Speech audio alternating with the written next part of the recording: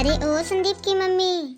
अरे काकी जी आप आओ आओ बैठो।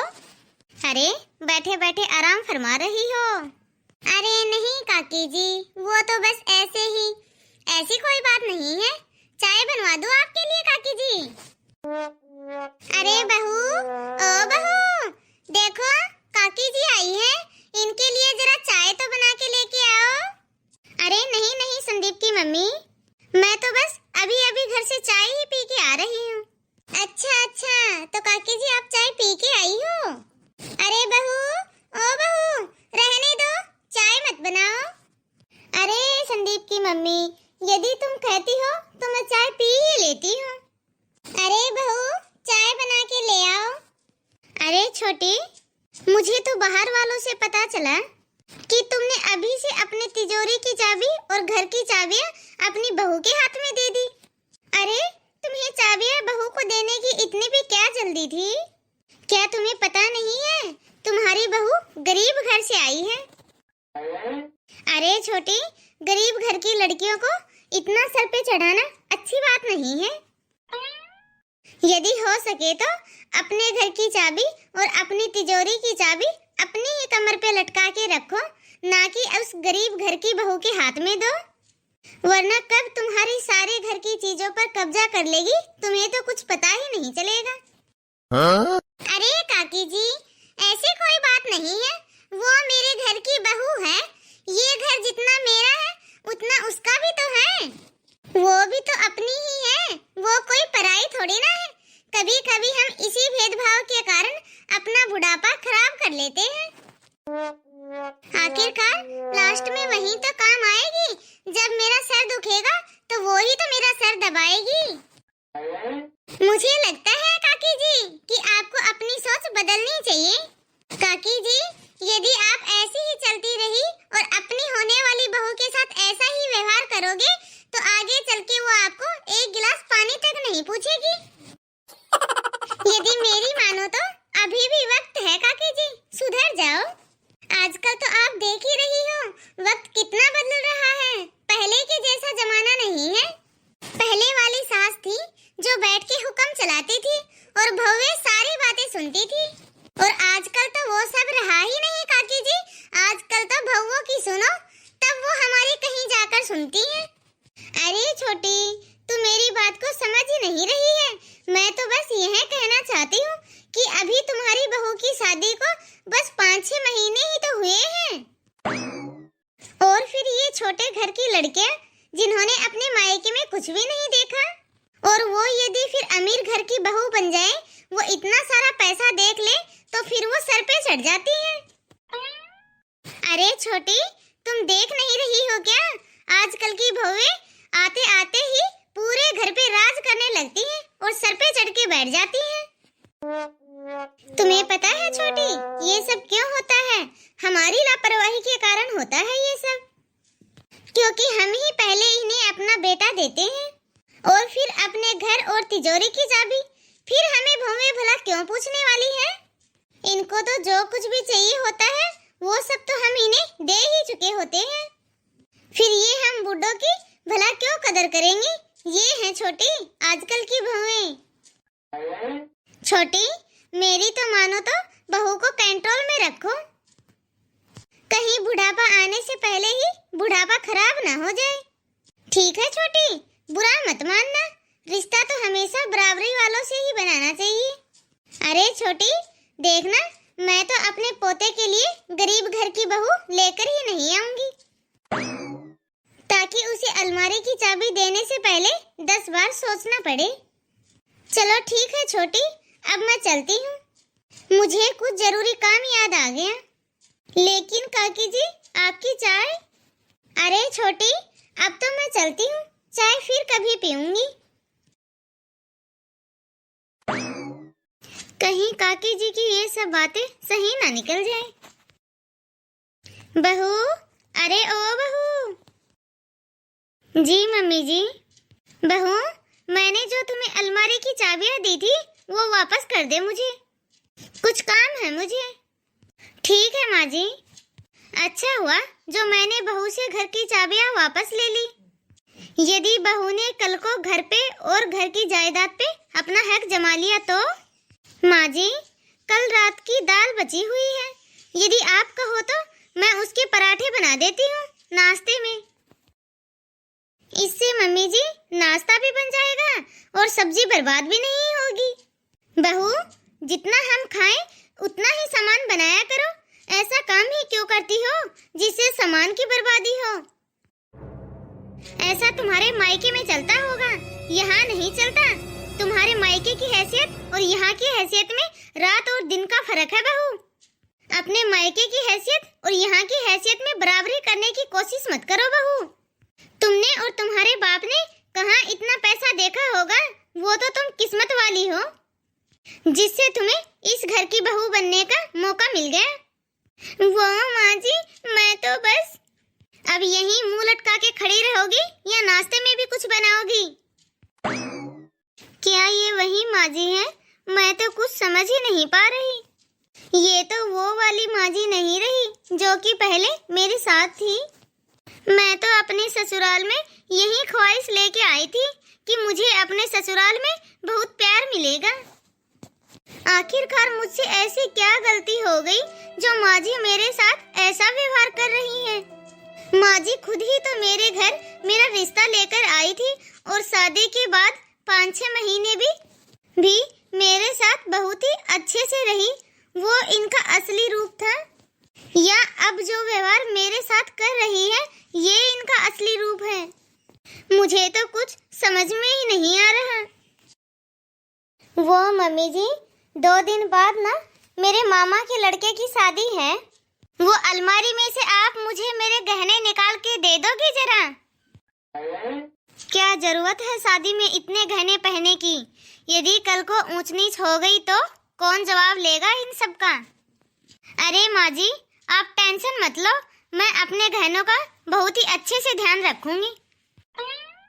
अरे बहू, मैं नहीं चाहती कि तू हमारे घर के गहने अपने मायके में पहने। और वैसे भी बहू, यदि तुम ये गहने नहीं पहनोगी तो कौन सी तुम्हारी इज्जत घट जाएगी, तुम्हारी या तुम्हारे मायके वालों की? वैसे भी तुम्हारे मायके वालों के पास है ही क्या? तुम्हें जितने भी भारी गहने दिए हैं वो सब हमने ही दिए हैं, इसलिए तुम उन गहनों को अपने ससुराल की शादी में ही पहनना। तुम्हारे मायके के प्रोग्राम में उन गहनों को पहनने की कोई जरूरत नहीं है, समझी बहू? माँ जी, मेरे मायके वालों के पास आपके जितना पैसा तो नहीं है, लेकिन प्यार और सम्मान आपसे भी ज्यादा है उनके पास। और वैसे भी मैं उन गहनों की बात नहीं कर रही जो आपने मुझे दिए हैं, मैं तो उन गहनों की बातें कर रही हूँ जो कि मेरे मायके वालों ने मुझे मेरी शादी में दिए हैं। मैं तो उन गहनों की बात कर रही हूँ। हाँ, भले ही आपके जितने गहने नहीं दिए मेरे माता पिता ने, लेकिन अपनी हैसियत के अनुसार उन्होंने जो कुछ भी दिया है मुझे, वो ही बहुत है मेरे लिए मम्मी जी। हाँ हाँ, वो तो पता है कितना कुछ दिया है तुझे तेरे मायके वालों ने। ये ले, इस पर्स के अंदर रखे हैं तुम्हारे मायके वालों के दिए हुए गहने। मुझे इन गहनों की कोई जरूरत भी नहीं है। अरे सुमन बेटा, कैसी हो मम्मी? अरे बेटा, मैं तो ठीक हूँ। अरे ये क्या बेटा, जो तेरे ससुराल वालों ने गहना चढ़ाया था उनमें से तूने एक भी गहना नहीं पहना। क्या बात है बेटा, सब ठीक तो है ना? वो क्या है ना मम्मी, वो सब गहने तो बैंक की तिजोरी में रखे हैं, इसलिए मैं ये गहने ही पहनकर आ गई। अच्छा, तो ये बात है बेटा, तभी मैं सोचूं। चल, अब मैं तुम्हें सबसे मिलवाती हूँ, कब से तेरा ही इंतजार कर रहे थे सब। हाँ मम्मी, चलो। अरे संदीप की मम्मी, मैंने तो सुना है कि संदीप की बहू मायके गई हुई थी अपने किसी कजन की शादी में। हाँ काकी जी, शादी में तो गई थी, लेकिन अब शादी हो गई है ना, तो वो शादी से वापस आ गई है। मुझे यह जानकर बहुत अच्छा लगा कि तुमने अपने घर की कमान वापस अपने हाथों में ले ली है। तुमने मेरी बातों को अच्छे से समझा और उस पर गौर किया। ये हुई ना बात, अब आया ऊंट पहाड़ के नीचे। इन गरीब घर की लड़कियों के साथ तो ऐसा ही करना चाहिए, वरना हमारा घर द्वार, पैसा, जमीन जायदाद सब कुछ पता नहीं कब हमसे छीन लेंगे और हमें तो पता ही नहीं चलेगा। हाँ काकी जी, ये बात तो आप बिल्कुल सही बोल रही हो। हमारा बेटा तो हमसे पहले ही छीन लेती है ये बहुएं, और जमीन जायदाद इन सब में भी इनका हक हो जाए तो ऐसे घर में तो फिर हमारा अस्तित्व ही क्या रह जाएगा। सच बताऊं तो मैं अपने पोते की शादी गरीब घर में कभी नहीं करवाऊंगी। इसीलिए तो कहती हूँ रिश्ता हमेशा अपनी बराबरी में ही करना चाहिए। अच्छा, तो अब समझ में आया मम्मी जी का व्यवहार एकदम से ही चेंज कैसे हो गया। लेकिन अब मैं कर भी क्या सकती हूँ। अरे काकी जी, अरे संदीप की मम्मी, तुम आओ बैठो। अरे काकी जी, अब क्या बताऊं मैं, आपके पोते की शादी में नहीं आ पाई। वो क्या है ना, मुझे मेरे मायके जाना पड़ा, वो मेरे भतीजे की शादी जो थी। अरे काकी जी, मैंने तो सुना है आपके पोते की बहू बहुत ही बड़े खानदान की है, बहुत ही पैसे वाली है आपकी बहू तो। वो तो अपने साथ में कीमती जेवर, गहने और बहुत ही सारा दहेज लेकर आई है, जैसा कि आप चाहती थी। उससे भी कई गुना ज्यादा लेकर आई है आपके पोते की बहू दहेज। क्या हुआ काकी जी, आप उदास कैसे हो गई? क्या बात है, सब ठीक तो है ना? अब क्या बताऊं छोटी, मेरे पोते की बहू है तो बहुत बड़े खानदान से, लेकिन उसकी हरकतें। क्या? अरे छोटी, थोड़े ही दिनों में उसने हमारे घर की सारी खुशियाँ मिट्टी में मिला दी। वो तो घर का कोई भी काम नहीं करती है, हर रोज बाहर शॉपिंग करना, बाहर होटलों में खाना खाना, घूमना फिरना, बस ये सब ही करती रहती है वो तो। और अपनी अलमारी में सभी कीमती सामान छुपा के रखती है, कहीं कोई चोरी ना कर ले। और छोटी, वो घर में किसी की भी इज्जत नहीं करती। हे भगवान काकी जी। और छोटी, दहेज में वो 3 अलमारियां लेकर आई थी, उसे तो वो किसी को हाथ तक नहीं लगाने देती। यदि उसे कोई कुछ कहता है तो तुरंत ही उसे टोक देती है। और वो कहती है कि आज तक मैंने अपनी सारी जिंदगी अपने हिसाब से जी है, उसके माता पिता ने कभी उसे डांटा तो है नहीं। तो वो बोलती है कि आप लोगों का भी कोई अधिकार नहीं है कि आप लोग मेरे साथ ऊंची आवाज में बात करें। और बोलती है कि मैं दहेज में खूब सारा सामान लेकर आई हूँ, ऐसा सामान तो आपने कभी देखा भी नहीं होगा। सच कहूँ तो छोटी, अब तो मेरा दम घुटने लगा है ऐसे माहौल में रहकर। मेरे क्या क्या अरमान थे छोटे कि मैं ऐसे खानदान से अपने पोते के लिए बहू लेकर आऊंगी जो कि बड़े खानदान की हो। वो बड़े खानदान की तो है, लेकिन संस्कार उसमें एक भी नहीं। अरे काकी जी, मैंने आपकी सारी बातें सुन ली है। आप ही हमेशा कहती थी ना कि रिश्ता हमेशा बराबरी वालों के साथ होना चाहिए, वरना ऐसा हाल हो जाता है। आपकी बहू तो बहुत ही अमीर घर से है ना काकी जी, फिर आपको ऐसी तकलीफ कैसे? लोगों के घर जाकर तो आप बहुत पट्टी पढ़ाते हो कि उन्हें कैसे घर की बहू लानी चाहिए, लेकिन आपका क्या अंजाम होगा इसकी उम्मीद नहीं थी किसी को। अब चलती हूँ काकी जी मैं तो। अच्छा हुआ जो मैंने अपने बेटे की शादी इतने बड़े खानदान में नहीं की, वरना कहीं मेरी बहू भी काकी जी की बहू की तरह आ जाती तो फिर क्या होता मेरा। अरे मम्मी जी, क्या हुआ, आप ऐसे उदास क्यों बैठी हो? बहू, मुझे माफ कर दे, मैंने भी तेरे साथ बहुत ही गलत व्यवहार किया है। मैं काकी जी की बातों में आ गई थी। बहू, मेरी अलमारी में चाबी रखी है, जा वो चाबी उठा ले और उस चाबी को आप अपने पास ही रखना। अरे मम्मी जी, मुझे तो अलमारी की चाबी नहीं चाहिए, मुझे तो बस आपका प्यार और विश्वास ही चाहिए।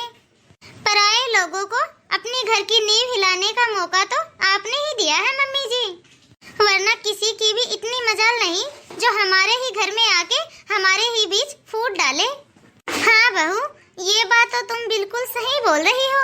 यदि मैं भी ये बात पहले ही समझ जाती तो मैं तुम्हारे साथ कभी भी ऐसा व्यवहार नहीं करती। दोस्तों, कभी कभी पराये लोग हमारे घर की नींव को हिला देते हैं, क्योंकि शायद हम लोग ही उन्हें वो मौका देते हैं। तो हो सके तो कभी पराये लोगों की बातों में ना आए। जैसे कि घर आपका है और रिश्ते भी आपका है, तो कभी भी पराये लोगों की बातों में नहीं आना चाहिए, अपने दिमाग से ही चलना चाहिए। तो दोस्तों, आप सभी को यह स्टोरी कैसी लगी कमेंट बॉक्स में अपनी राय जरूर दें। और यदि आपको यह वीडियो अच्छी लगी हो तो वीडियो को लाइक, शेयर और कमेंट करना ना भूलें। आपके एक लाइक और एक शेयर से हमारा मनोबल भी बढ़ता है। और जिन लोगों ने अभी तक चैनल को सब्सक्राइब नहीं किया है, वो जल्दी से जाकर चैनल को सब्सक्राइब कर दीजिए। वीडियो को अंत तक देखने के लिए धन्यवाद। तो दोस्तों, अब मिलते हैं अगले वीडियो में। तब तक आप इस वीडियो को देखें और एंजॉय कीजिए।